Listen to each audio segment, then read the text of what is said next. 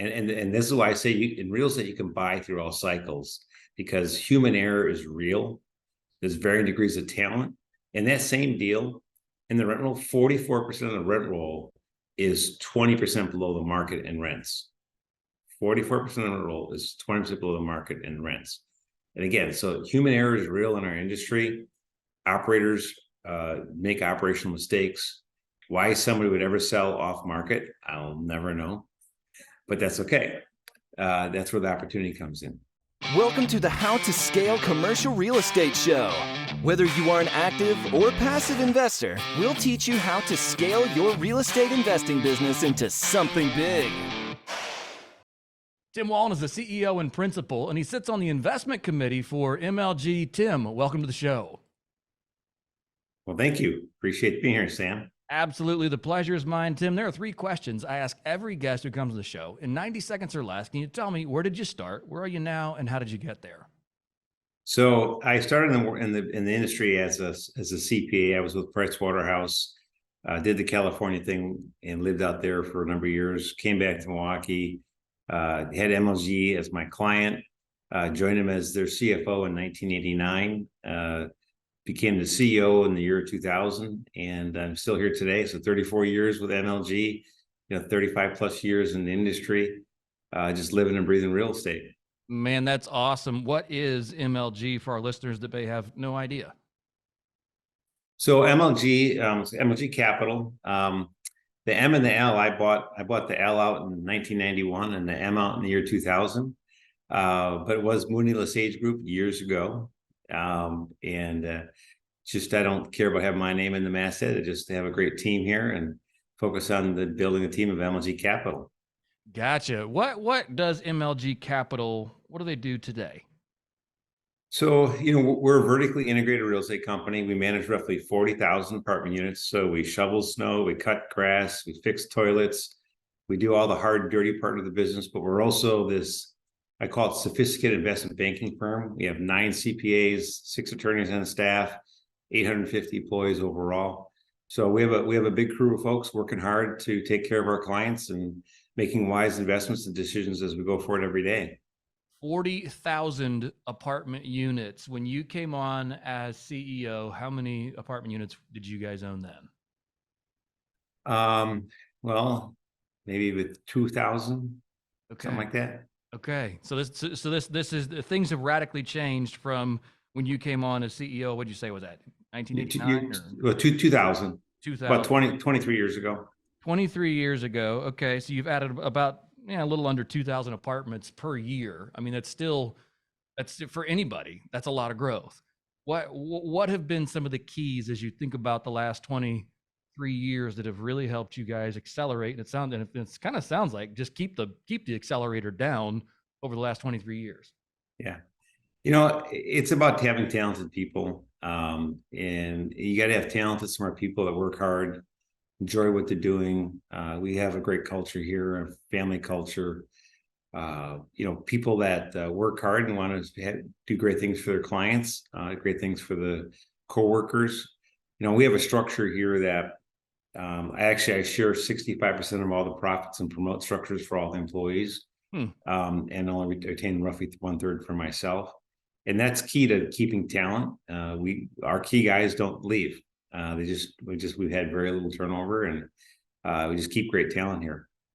How does that work? I'm sorry, I gotta get into the weeds on this because I think you're the first person out of 800 interviews I've done here on the show at this point that shares 65% of profits with employees. How does that work, practically speaking, from senior employees that have been there for 20 years and the guy that just started last week?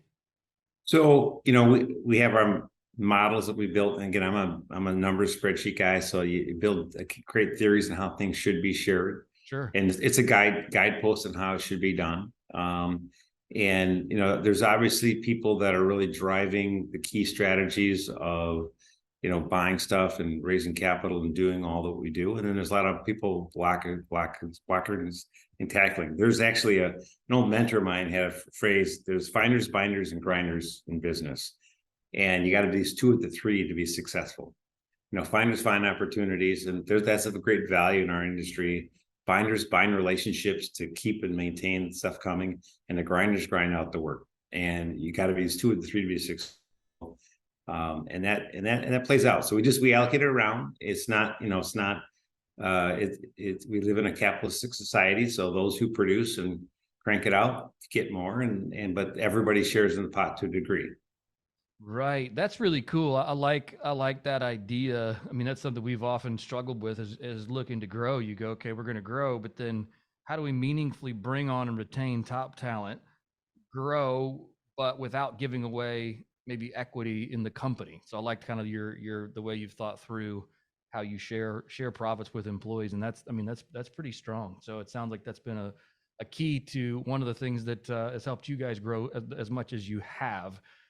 Things have changed here radically. I guess, well, before we get to how the market has shifted, I want to hear 40,000 units that you guys own today. Are you strictly focused in the multifamily space? Is that it? And has that always been it? No, we're very focused. We're biased towards multifamily and industrial. We have been for 30 years. We dabble in retail and office, and I'd say more opportunistically when there's an opportunistic opportunity overall.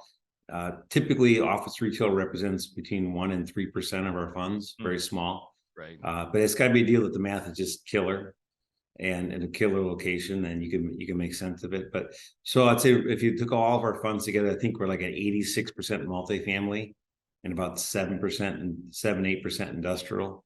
Actually, it might be even 10% industrial, and then 3, 4, 5% of retail and office combined.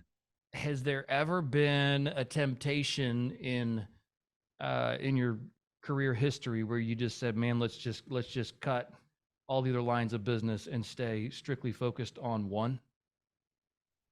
No, because my belief is various cycles, and there's various cycles where certain things make more sense than others. And a small blend of commercial assets work well with multifamily.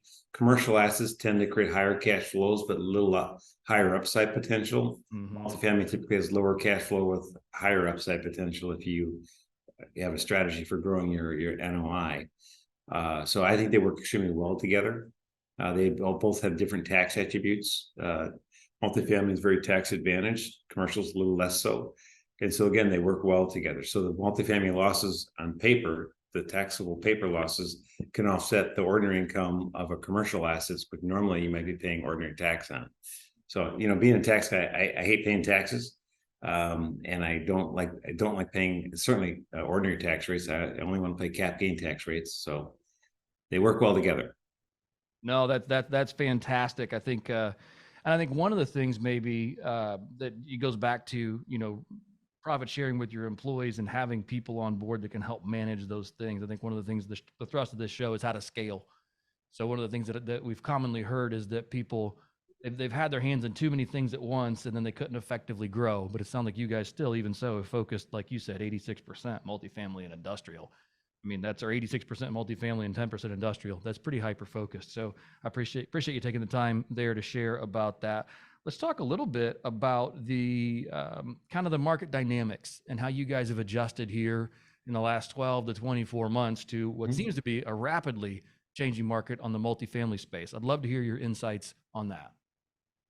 Well, my belief is you need to buy through all cycles, and you shouldn't be afraid of a cycle that's there. We bought all through COVID. We closed deals in April 2020 and May 2020.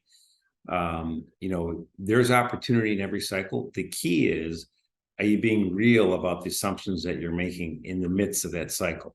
So for right now, yeah, you gotta pay a higher interest rate. So actually, in the day, it's not that big of a deal. You just can't pay as much for something. Right. And so my belief, putting money to work in today's environment is an incredible time to put money to work, because it's likely when we're selling, we're going to probably have a much better debt environment out there, that the lenders won't be as screwed up as they are right now with the regional banks, and the speed at which the 10-year moves create a disruption in our industry. My guess is we'll be selling a cycle where there's plenty of debt available, and if there's plenty of debt available, that's competition, and you get better pricing, better spreads, and we'll sell at better pricing because of that. So now we're not assuming that happens. We're assuming that interest rates don't change from where they are right now. We're assuming the current conditions stay as is in our mathematics. So if we can buy today, at today's cash flows, at today's interest rate, and we can make the math work, I think we're going to do better in our performance show, and we're going to be really happy we bought right now. Yeah, absolutely. I like that. Buy through all market cycles. Let's talk about what you guys are maybe how you changed strategy in the 2008 cycle, and if there's any correlation to what we're seeing here today. So, I would say 2008, 9, 10 gave me a little humility in the business. I never lost money in my career in real estate and a real estate transaction. Real estate guys generally are expected to win every time with their investor base. They're not expected to lose. Unlike a stock bond guys, win some, you lose some, and average out. Real estate guys don't think that way. They think they need to win every time. And we used to do all individual syndications. So we transitioned from individual syndications to fund structures coming out of 2008, 9, 10. And I said, I'm going to get my clients diversified. And as challenging as that cycle was, it's the best thing that happened to our organization. It made us, I think, 10x of what we were going through that trial and that rough cycle as an industry. And I think our company is 10x of what it is. We target lower leverage. We target 60 to 65% debt. We don't go to 70, 75, 80% debt, which you could in our industry. We stayed away from debt funds that allow you max leverage, floating rate debt. And anyway, so coming out of that cycle, really transitioned to, fund structures. We also added some additional unique elements to what we do and how we source opportunities. Historically, we just bought primarily in Wisconsin, Texas, Florida, and sometimes it's hard to buy in those markets because that's where our people were. They said, we're going to open up the country and we're going to stay in middle America. We're staying away from two coasts. Two coasts are crazy on pricing. But half of what we do is we buy deals that we find on our own. But half of what we do, we actually proactively invest with other real estate guys all over the country. So we're talking to roughly 2,000 different real estate professionals across the country. And we're willing to invest in other guys' deals, but we're typically 95% of the equity, and it gives us the we need to have enough control so we can sell when we want to, but it gives us opportunities that we'd never see. And I'll just give you a quick example. The equity recap deals right now is my favorite deal right now. It's where the sponsors got a deal. They've owned it for 6, 7, 8, 9 years with a capital source. The capital source wants their money out, and the sponsor really doesn't want to sell right now. And so in that environment, I'm just buying out the existing equity guy. We'll write the check for the full amount of the equity, and the sponsor gets to stay in the deal, gets to keep all their fee income, and we get a deal that we went to saw otherwise. So being proactive and being willing to invest in other real estate operators around the country is unique to our industry. Yeah. Generally, people just do what they can find. Right. Let's dig into that method, because obviously you have to be at a certain size and have the capital base to go out and be that recap investor. But let me see if I can formulate even a thoughtful question as it pertains to that. Do the returns get muted for you as the recap equity? Is your return, what your expected return is, lower? Because I would almost think that the initial equity investors would be wanting to get market pricing on the deal. I would say in general, we think we typically are getting a 5 to 15% discount off retail. Wow. If it was on the street. Because the same deal that we're doing, we know we couldn't get the deal. And I'm not going to say specifics right now, but there's a deal right now we just signed a letter of intent on. We're going under contract at we'll call it a 5.7 cap rate. When in this submarket, if you took it retail, it's a high demand submarket. It would probably still sell for 4.8, 4.9 cap rate. And we're at a 5.6, 5.7 cap. It's 5.67% cap rate on the buy side. Wow. And you go, why does that happen? And this is why I say in real estate, you can buy through all cycles, because human error is real. There's varying degrees of talent. And that same deal in the rent roll, 44% of the rent roll is 20% below the market in rents. 44% of the roll is 20% below the market in rents. And again, so human error is real in our industry. Operators make operational mistakes. Why somebody would ever sell off market, I'll never know, but that's okay. That's where the opportunity comes in. Well, and you're solving a problem for them too. Yep. In that the I would imagine the transaction is a simpler, smoother transaction. They get to remain in the deal, so maybe the sponsor takes a haircut on on the initial whatever it is, but yet they get to retain ownership in the deal. Yep. I was talking to And somebody else that was, and they were a lot smaller than what you are, but they're still a several billion-dollar firm, and they're saying everything that we do from this point forward is a recap. We are selling. That's the only way we're moving properties, by bringing in other sources of equity to buy out our current investor base. I think it's a really intriguing kind of method there. But again, that needs it is useful. I mean, when you sell illiquid asset, it's not uncommon to give up something in pricing to exit illiquid investments, right, especially if you want to go out at a different time than your partner does. right, And so the equity guys want to do some asset relocation, a reallocation, and the sponsor doesn't want to sell the asset yet. right, right. Makes a heck of a lot of sense. What do you say to that sponsor, or in this case, let's assume that that sponsor is staying in on the deal for whatever percentage of it that they're going to own. What do you say to them once you close the deal and say, hey guys, 44% of your rent roll is 20% below market, or maybe it was the other way around? I mean, Yeah, well, 44% of the rent roll is 20% below market. yeah. So what do you say to them if they're staying in the deal with you? Well, we told them on the front side, we're not doing the deal unless you're willing to move the rents. Okay. I mean, you have to take the business risk. You can't go deal with somebody. You can't do JV equity with people if you're not equally aligned in what your goals and objectives are for that asset.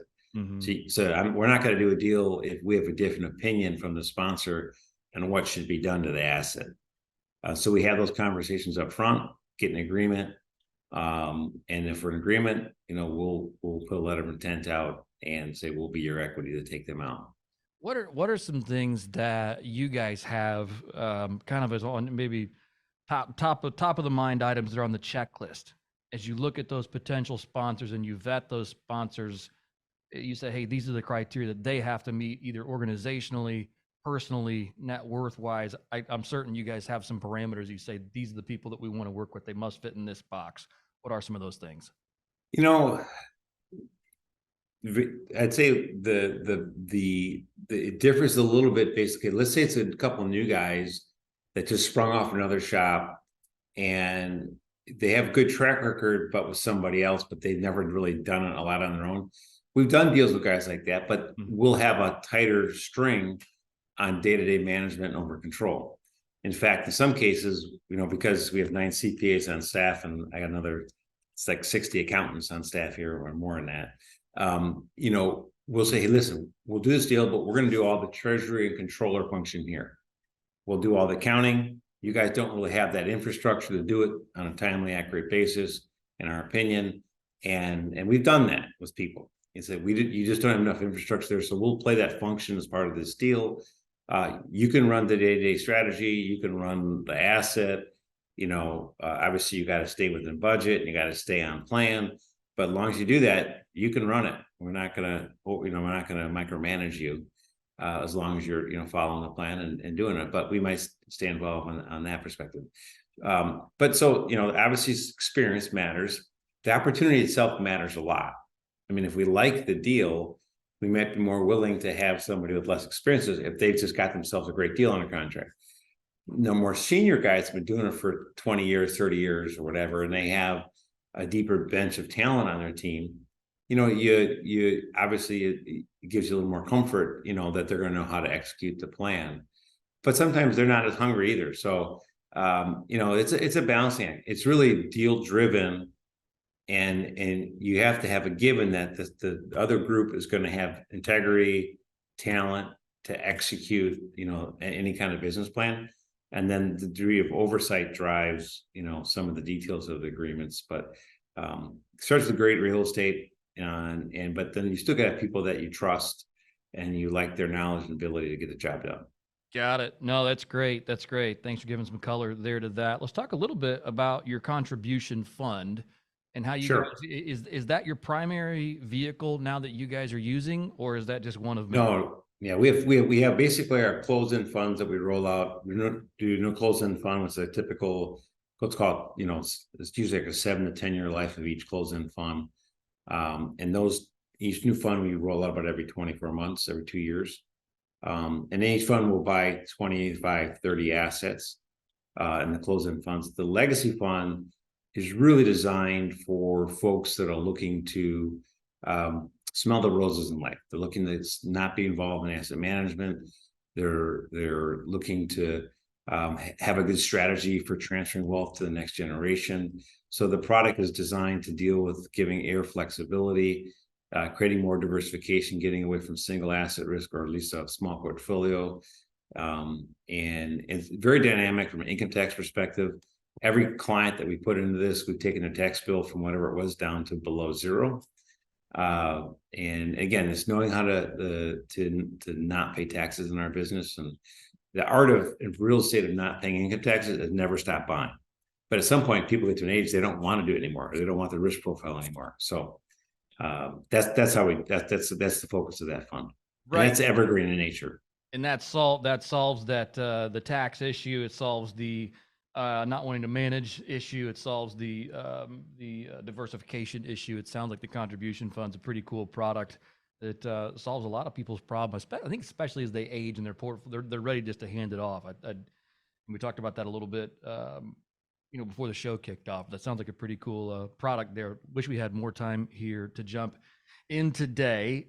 Tim, thank you for taking the time to come on the show today. I certainly appreciate it. We learned a ton from you. You guys have done amazing things. I've got about 20 more questions for you, but we're just flat out of time. But if our listeners want to get in touch with MLG, if I could speak today, MLG Capital, what is the best way to do that? Well, we have a lot of talented people, but then they can reach out to me and I'll pass them on to the team. But actually, if you send a note to investors at MLGcapital.com, or even my email address is twallen@mlgcompanies.com or mlgcapital.com. Certainly we'll get them connected to the people that can help them out. And I appreciate the time here with you, Sam, today. Thank you. Thank you, Tim. I certainly appreciate it. Have a great rest of your day, and thank you for coming on the show. All right, see ya. Hey, thanks for listening to the How to Scale Commercial Real Estate podcast. If you can do me a favor and subscribe and leave us a review on Apple Podcasts, Spotify, Google Podcasts, whatever platform it is you use to listen, if you can do that for us, that would be a fantastic help to the show. It helps us both attract new listeners as well as rank higher on those directories. So appreciate you listening. Thanks so much and hope to catch you on the next episode.